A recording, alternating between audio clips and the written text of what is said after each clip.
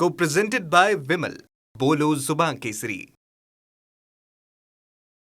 पवारांच्या राष्ट्रवादीचे 8 खासदार पंतप्रधान मोदींना भेटणार. डिलिमिटेशन बिलाच्या पाठिंब्याबाबत खासदारांच्या भूमिकेकडे लक्ष. मोदींसोबतच्या भेटीपूर्वी इंडिया आघाडीच्या संसदेतील गटनेत्यांचीही बैठक. पंतप्रधान संसदेत येत नाही म्हणून त्यांना भेटावं लागतंय. मतदारसंघातील प्रश्नांसाठी खासदारांनी मोदींना भेटण्यात आश्चर्य काय? पवारांच्या राष्ट्रवादीचे खासदार आणि मोदींच्या भेटीवर राऊतांची ही प्रतिक्रिया. आमचे 8 खासदार डिलिमिटेशन विरोधात मतदान करतील. डिलिमिटेशन करू नका हे सांगण्यासाठी मोदींची भेट. रोहित पवार यांचा दावा. तर डिलिमिटेशनवर हमी मिळाल्यास चर्चेला हरकत नाही. शशिकांत शिंदे यांचं भाष्य.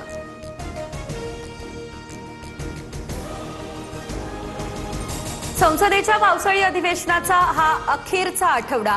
तर एफसीआरए विधेयकावर लोकसभेमध्ये चर्चेची शक्यता. सरकार डिलिमिटेशन बिल आणणार का याकडे लक्ष.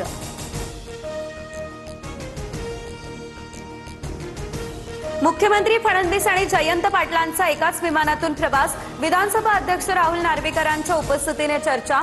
तिन्ही नेत्यांचा मुंबई ते कोल्हापूर असा एकत्र प्रवास. राष्ट्रवादीचे प्रदेशाध्यक्ष सुनील तटकरे यांच्या नियुक्तीविरोधात निवडणूक आयोगात तक्रार.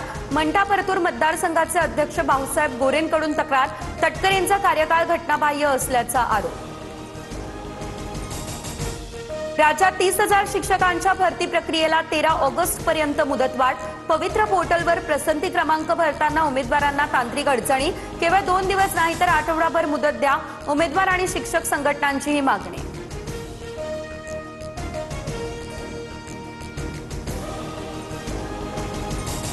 शुद्ध पेट्रोल तुमच्या बापाच्या घरातून येणार आहे का? मध्य प्रदेशमधील भाजप खासदार जनार्दन मिश्रा यांचं वादग्रस्त वक्तव्य. मिश्रांच्या विधानामुळे राजकारण तापण्याची शक्यता.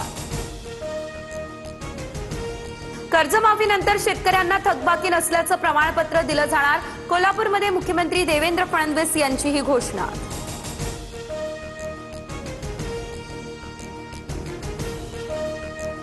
शिंदेंच्या सेनेच्या मुंबईमधील नगरसेवकांची आज बैठक. विधान परिषदेचे उपसभापती सचिन अहिर यांच्या अध्यक्षतेखाली बैठक. विधान भवनात बैठक पडणार पार. पक्षाची भूमिका, धोरण, कामकाजावर सचिन अहिर नगरसेवकांना करणार मार्गदर्शन.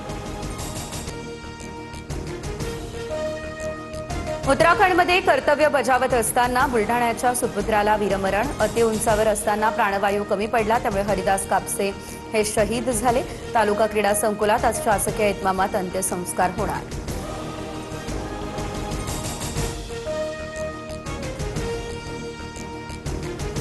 अहिल्यानगरमध्ये पालिका कंत्राटी कर्मचारी धीरज परदेशी यांच्या हत्येनंतर बंदची हाक. प्रकरणात आतापर्यंत 5 जणांना अटक.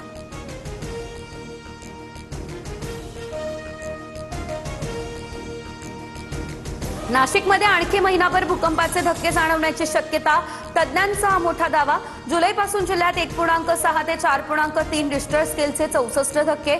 जमिनीखाली निर्माण झालेला दाब हा सौम्य धक्क्यांमधून बाहेर पडतोय, तज्ज्ञांचं मत.